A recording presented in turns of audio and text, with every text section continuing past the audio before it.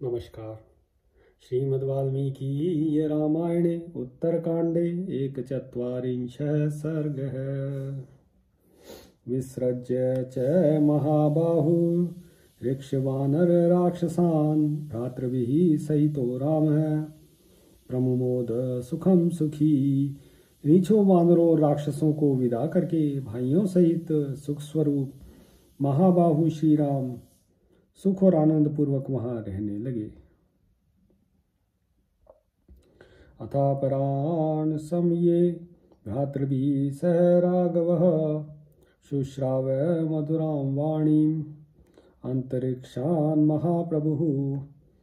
एक दिन अपराह्न काल में अपने भाइयों के साथ बैठे हुए महाप्रभु श्री रघुनाथ जी ने आकाश से यह मधुर वाणी सुनी। सौम्य राम निरीक्षस्व सौम्येन वदनेन माम कुबेर भवनात् प्राप्तं विद्धि माम पुष्पकम प्रभो। सौम्य श्री राम, आप मेरी और प्रसन्नतापूर्ण मुख से दृष्टिपात करने की कृपा करें। प्रभु, आपको विदित होना चाहिए कि मैं कुबेर के भवन से लौटा हुआ पुष्पक विमान हूँ। तव शासनम आज्ञाया गतो अस्मि भवनं प्रति उपस्थातुं नर श्रेष्ठ स च मां प्रत्यभाषत।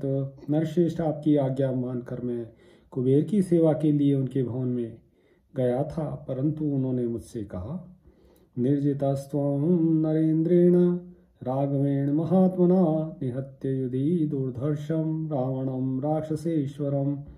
विमान महात्मा महाराज श्री राम ने युद्ध में दुर्धर्ष राक्षस राज रावण को मारकर तुम्हें जीता है।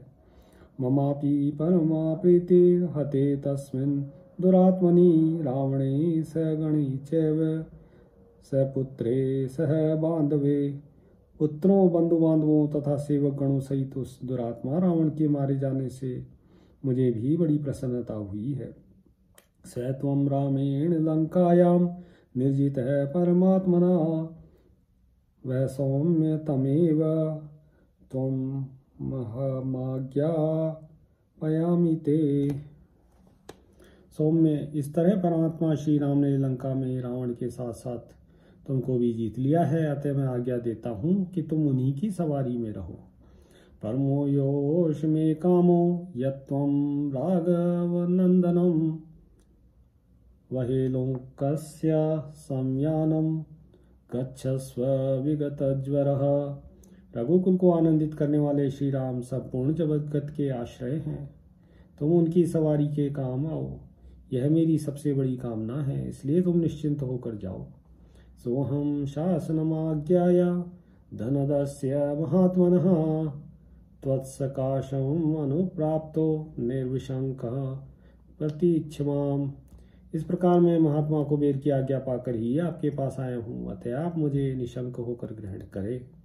अदृश्य सर्वभूतानां सर्वेषां धनदाज्ञया चराम्यहं प्रभावेण तवाज्ञां परिपालयन्। मैं सभी प्राणियों के लिए अजय हूँ और कुबेर की आज्ञा के अनुसार मैं आपके आदेश का पालन करता हुआ अपने प्रभाव से समस्त लोकों में विचरण करूँगा। एवं मुक्तस्तदा रामः पुष्पकेन महाबलः उवाच पुष्पकं दृष्ट्वा विमानं पुनरागतम्। पुष्पक के ऐसा कहने पर महाबली श्री राम ने उस विमान को पुनः आया देख उससे कहा, यद्येवं स्वागतं ते अस्तु विमान वर पुष्पक आनुकूल्याद धनेशस्य वृत्तदोषो नो भवेत्। विमान राज पुष्पक, यदि ऐसी बात है तो मैं तुम्हारा स्वागत करता हूँ। कुबेर की अनुकूलता से होने से हमें मर्यादा भंग का दोष नहीं लगेगा। लाजश्चैव तथा पुष्पैर्धूपैश्चैव सुगन्धिभिः पूजयित्वा महाबाहो राघवः पुष्पकं तदा।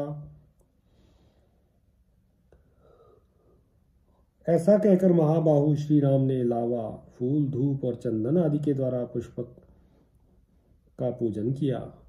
गम्यतामिति चोवाच आगच्छ त्वं स्मरे यदा सिद्धानां च गतो सौम्य मा विषादेन योजय प्रतिघातश्च ते मा भूत् यथेष्टं गच्छतो दिशः।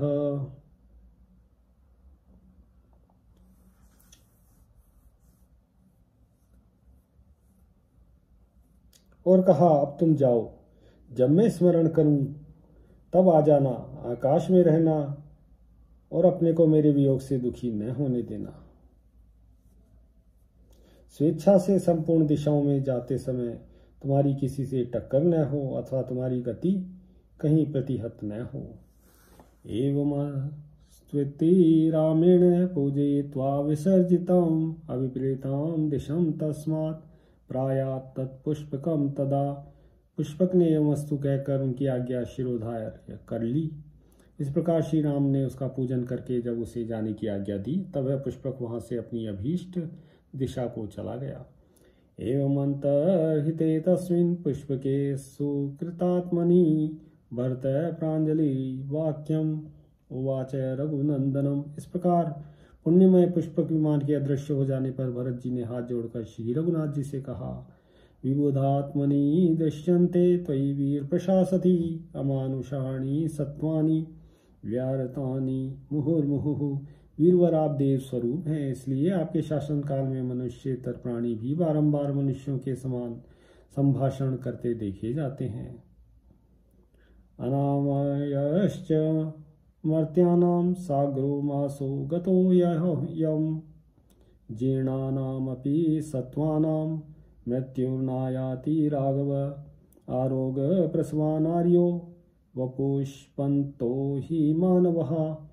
राघव, आपके राज्य पर अभिषिक्त हुए 1 मास से अधिक हो गया, तब से सभी लोग निरोग दिखाई देते हैं। बूढ़े प्राणियों के पास भी मृत्यु नहीं फटकती। सभी मनुष्यों के शरीर हृष्ट पुष्ट दिखाई देते हैं और स्त्रियां भी प्रसन्नचित्त हैं। हर्षश्चाभ्यधिको राजन् अंजनस्य पुरवासिनः काले वर्षति पर्जन्यः पातयन्नमृतं पयः। साजन, पूर्ववासियों में बड़ा हर्ष छा रहा है। मेघ अमृत के समान जल गिराते हुए समय पर वर्षा करते हैं।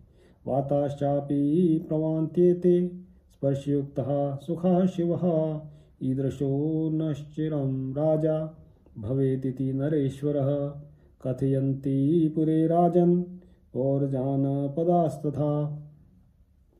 हवा ऐसी चलती है कि इसका स्पर्श शीतल एवं सुखद जान पड़ता है। राजन, नगर और जनपद के लोग इसी पुरी में कहते हैं कि हमारे लिए चिरकाल तक ऐसे ही प्रभावशाली राजा रहें।